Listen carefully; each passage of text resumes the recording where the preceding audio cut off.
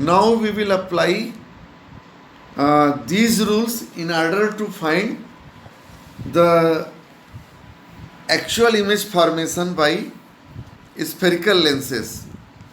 So we will start from convex lens. See the first case, when the position of the object, when the object is at infinity, the same concept you just recall the lesson or the concept explained in the mirror. Any object which is at infinity, the incident rays for that object are assumed to be parallel to the principal axis. So we will apply the same thing here again. When the object is at infinity, the incident rays are parallel to the principal axis, and after refraction through a convex lens, they coincide at a point on the principal axis. So we will apply the rules for obtaining image as explained here right now. This point will be the focus, principal focus, as you can see here, f2.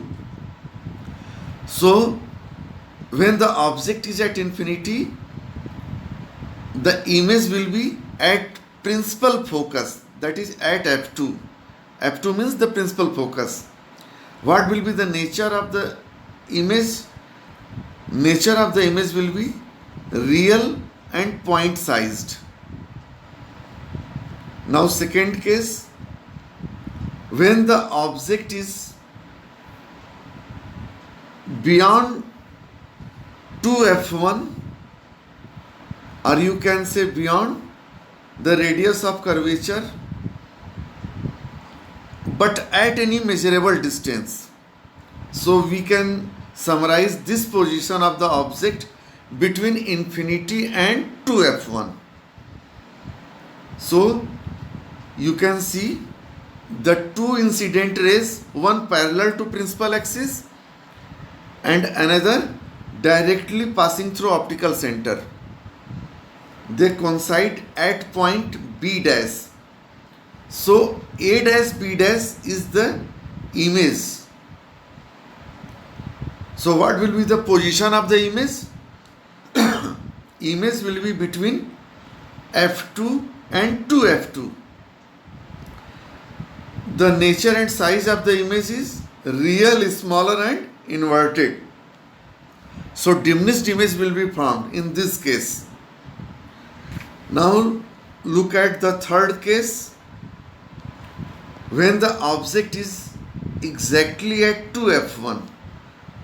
Here 2f1 means at center of curvature, you can say, because the distance between optical center and 2f1, that is center of curvature, is radius of curvature, O2f1. So when the object is at 2f1, you can see again the two incident rays, one parallel to principal axis and another passing through optical center. Here again, the both refracted rays coincide at point B dash. In this way, A dash B dash is the image. So the image itself will be formed at 2f2. And what will be the nature of the image? Real, same sized, inverted. Now compare these three cases with the mirror, with the image formed by a spherical mirror. What similarity you can observe from the mirror? Actually, concave mirror also produces the images as the images are formed here by convex lens. This means that the cases for convex lens and concave mirror both are same, because in concave mirror, when the object is placed at infinity, the image is formed at focus.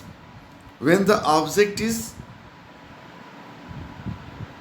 between center of curvature and infinity, the image is formed between focus and center of curvature, between F and C. You just recall the mirror formula. And when the object is placed at center of curvature in front of a concave mirror, the image is also formed at the center of curvature, but real and inverted. But one most important thing you can observe, all the real images formed by the mirrors, by the spherical mirrors, are in front of the mirror or on the same side where the object is placed. But in the case of a spherical lens, the real image is formed on side opposite to that of the place where the object is placed, as you can see here. Now we should move forward in order to discuss other cases. Now see the fourth case, when the object is placed between two F1 and F1. You can see here the two incident rays, one parallel to principal axis and another passing through optical center.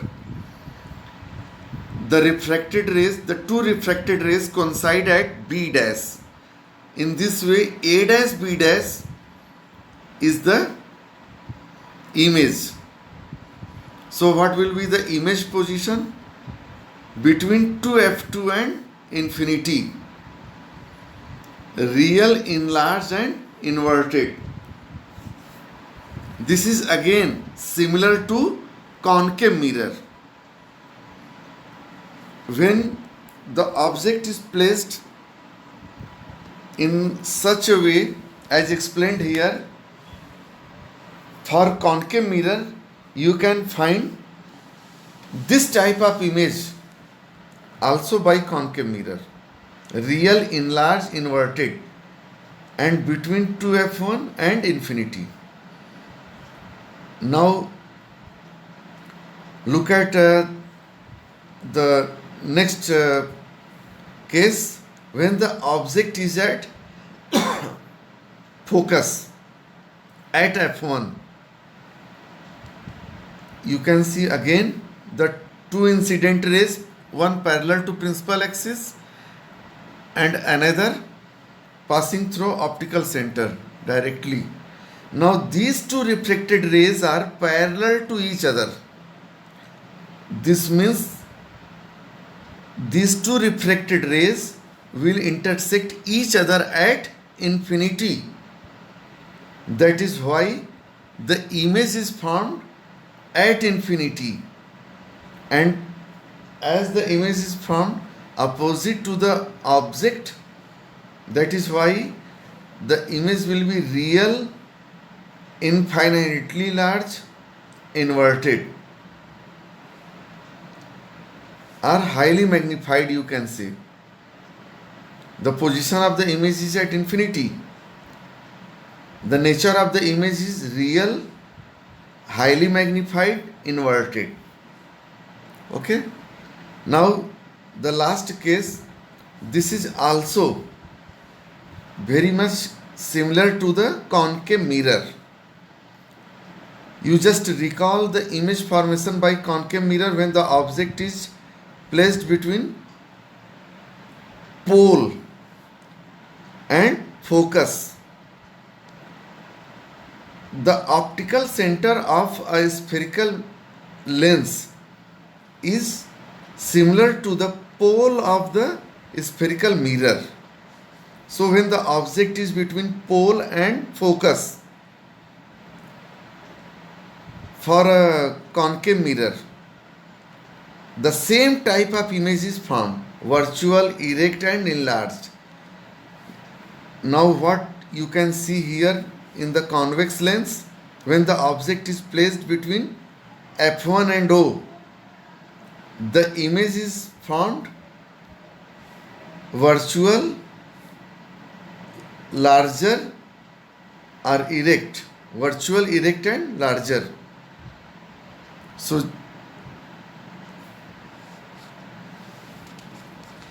the image formation by convex lens, all 6 cases have been discussed now. Now let us see the image formed by a convex lens.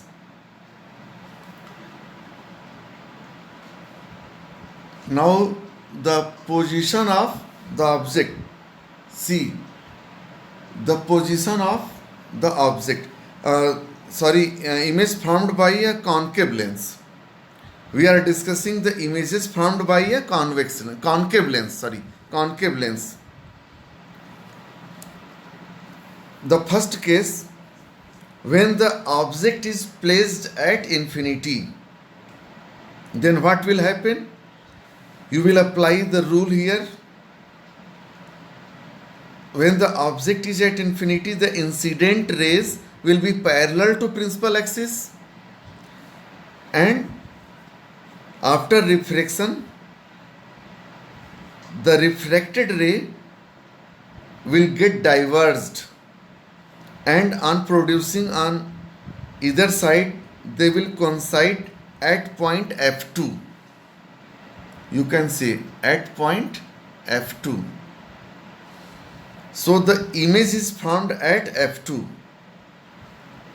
It is very clear that for concave lens, when the object is at infinity, the nature of and size of the image, virtual and point sized image, is formed.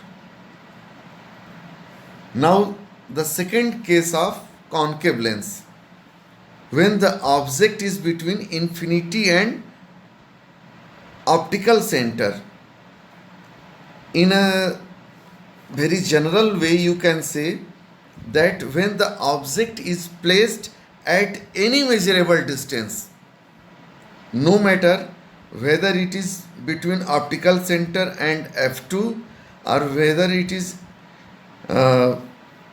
between infinity and optical center, but the object must be at any measurable distance.